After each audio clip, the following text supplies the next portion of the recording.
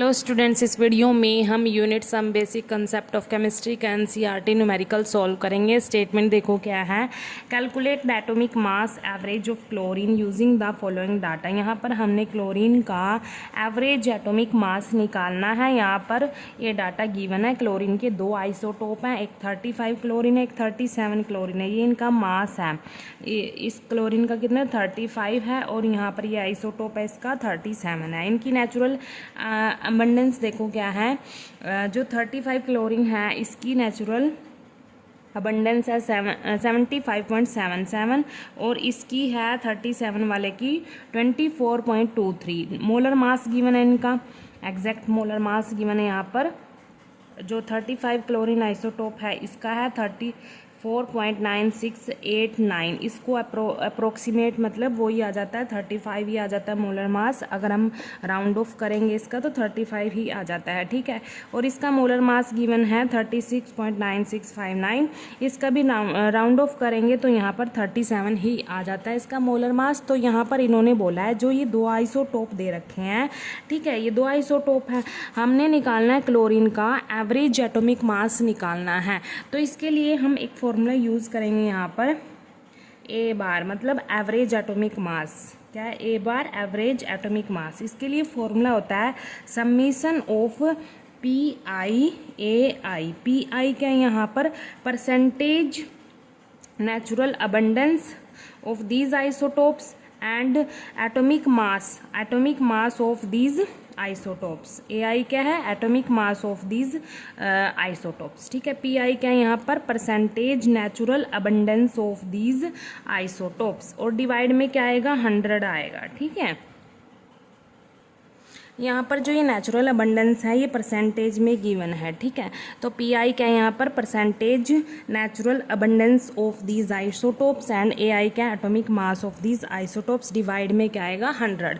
तो इस समीशन को हम ओपन करके लिख लेते हैं।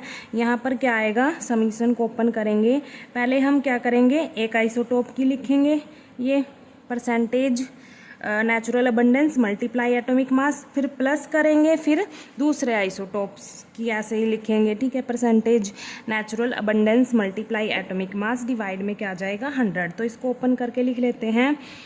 परसेंटेज नेचुरल अबंडेंस पहले किसकी लिखेंगे? 35 क्लोरीन की, मल्टीप्लाई में क्या है? एटॉमिक मास है, ठीक है, ये भी 35 क्लोरीन का, प्लस क्या आएगा? जो दूसरा आइसोटोप है हमारे पास उसकी परसेंटेज नेचुरल अबंडेंस आएगी 37 क्लोरीन वाले की, और मल्टीप्लाई में क्या आएगा? Atomic mass of this isotope, ठीक है। तो यहाँ पर देखो जो हमारे पास ये 35 क्लोरीन आइसोटोप है इसकी परसेंटेज कितनी है?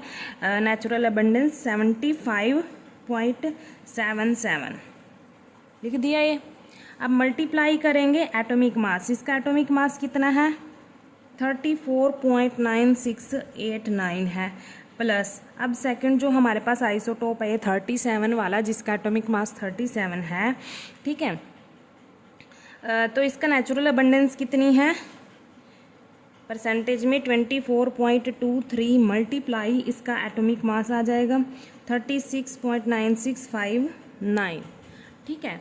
अब क्या करेंगे, बस इसको सोल्व कर लेते हैं। पहले इससे मल्टीप्लाई हो जाएगा, यहाँ पर ये दोनों मल्टीप्लाई हो जाएंगे, फिर उसके बाद हम इनका सम कर देंगे। मल्टीप्लाई करके देखो क्या आएगा यहाँ पर, इसको मल्टीप्लाई करेंगे 2649.593 काफ़ी बड़ी वैल्यू आ गई यहाँ पर ये मल्टीप्लाई करके। यहाँ पर भी इसको मल्टीप्लाई करेंगे 895.683757 आ जाएगा यहाँ पर, ठीक है। अब इनका सम कर देंगे हम, और सॉरी यहाँ पर डिवाइड में क्या चल रहा है? 100 भी तो चल रहा है डिवाइड में यहाँ पर, ठीक है। डिवाइड में 100 भी चल रहा है, तो इसको भी साथ में लेके चलेंगे हम। अब क्या करेंगे, पहले हम क्या करेंगे, अब यहाँ पर इनका सम कर देंगे। सम करके क्या आएगा हमारे पास?